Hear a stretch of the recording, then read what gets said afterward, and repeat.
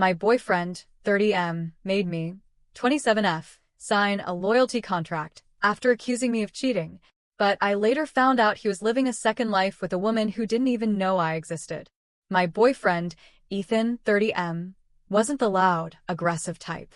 He was calm, soft-spoken, charismatic without trying. He had this gentle, almost therapeutic voice that made everything he said feel reasonable, even when it wasn't. In the beginning, he treated me like I was made of glass. But then, he started treating me like I was a threat. It began with tiny comments. "You're wearing makeup to work again? Why did you take so long to respond? Who are you talking to at lunch? Why are you smiling at your phone?" All asked with a calm, steady voice. Never yelling.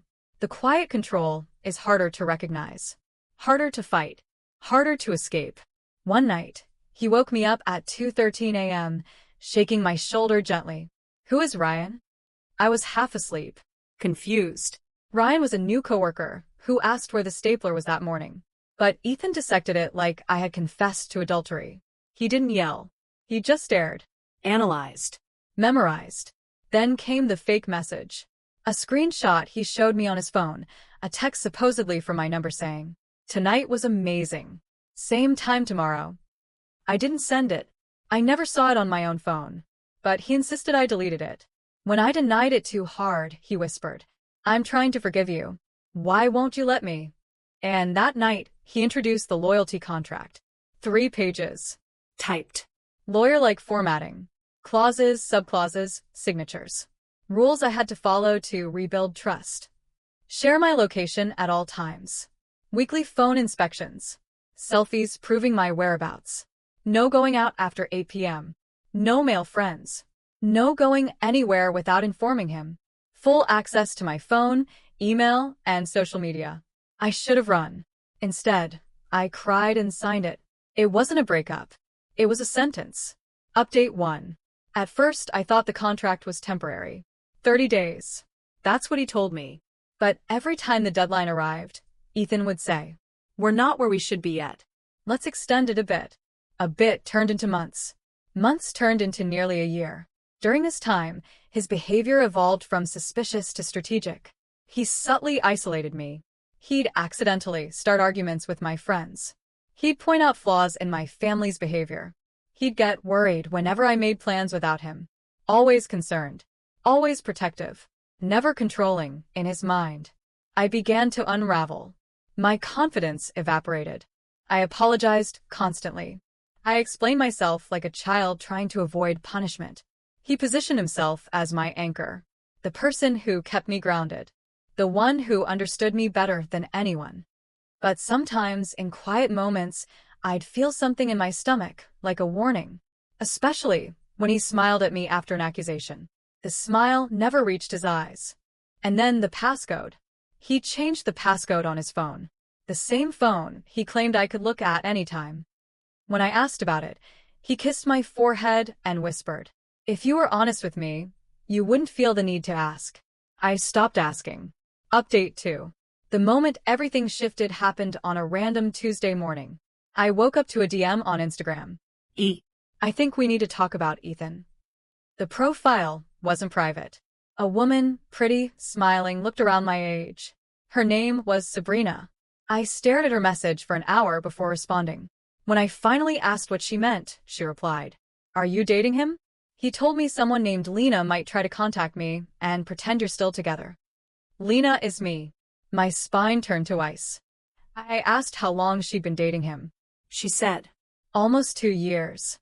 2 years. She sent photos, recent, intimate, affectionate photos, of her and Ethan together. Trips, restaurants, movie nights. All the things Ethan always said he was too tired to do with me.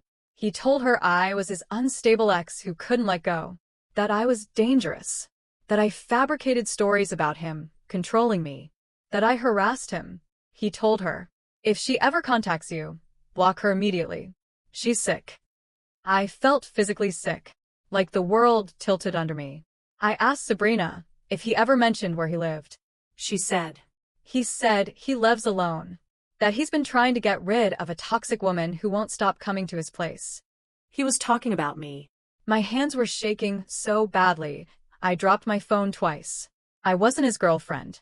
I wasn't even his backup plan. I was the PR cover he used to justify why he was so exhausted, drained, traumatized, and hesitant to commit.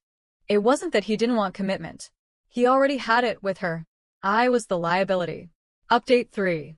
Sabrina and I talked for hours that day. What she told me made the bottom drop out of my life.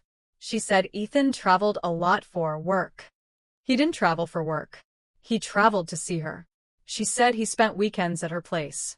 Weekends he told me he was helping his parents. She said he talked about starting fresh with her. They were planning to move in together. He even picked apartments with her. Apartments he toured with her on the same days he accused me of cheating. I felt my body go numb. He wasn't just manipulating me. He was using me as his cover, his testing ground, his emotional punching bag, his built-in excuse for sympathy. And then Sabrina said the words that destroyed whatever was left of my sanity. There's another woman. I'm not the only one. Her name was Dana. She'd been with Ethan for 6 months. And then another, Marina. 3 women total. 3 carefully crafted lies. And me, living in the apartment he used as his headquarters. He had 4 simultaneous relationships, each with a different story. To Sabrina, I was the dangerous ex. To Dana, I was his mentally ill sister he had to care for. To Marina, I was his borderline roommate from Craigslist who couldn't take a hint. To me, he was the loving, wounded boyfriend trying to rebuild trust. The loyalty contract? The phone checks? The curfews? The emotional surveillance? It didn't exist because he thought I was cheating. It existed to keep me from discovering them. I wasn't the cheater. I was the jail cell. Update 4. Confrontation and collapse. I didn't plan it. I didn't think it through. I just snapped. The moment Ethan walked through the door that night, I said, "How long have you been dating Sabrina?" The look on his face. It was like watching a mask fall off. It wasn't shock. It wasn't guilt. It wasn't fear. It was calculation. His eyes flicked once left, right, and then he smiled. Smiled. I knew you'd break the rules eventually. Rules? I told him I knew everything. The women. The lies. The double lives. He sat down calmly, like I had just mentioned the weather. And then he said, "You're overreacting. I maintained different relationships because none of you could give me what I needed individually." I felt my knees buckle. He continued, "Don't make this dramatic. You were the stable one. They're emotional. You kept me balanced. I kept you safe." Safe? He leaned back and said, "I built a system that worked. You ruined it." A system. Not a relationship. Not love. A system. And then, the worst part. I extended your contract today. I printed it. It's in the kitchen. I left that night. I took my essentials and ran before he could block the door. He called 51 times. He left voicemails. Some cold. Some pleading. Some furious. The last one said, "Lena, you belong to me. Stop embarrassing yourself." I didn't go back. Update 5. After I left, the 4 of us, me, Sabrina, Dana, and Marina, created a group chat. We pieced together the timeline. It wasn't messy. It wasn't random. It wasn't chaotic. It was organized, structured, engineered. He scheduled us like rotating shifts. Mondays and Wednesdays, Sabrina. Fridays, Marina. Sundays, Dana. Daily mornings and weeknights, me, the anchor point. But then we found something worse. Dana revealed he kept journals.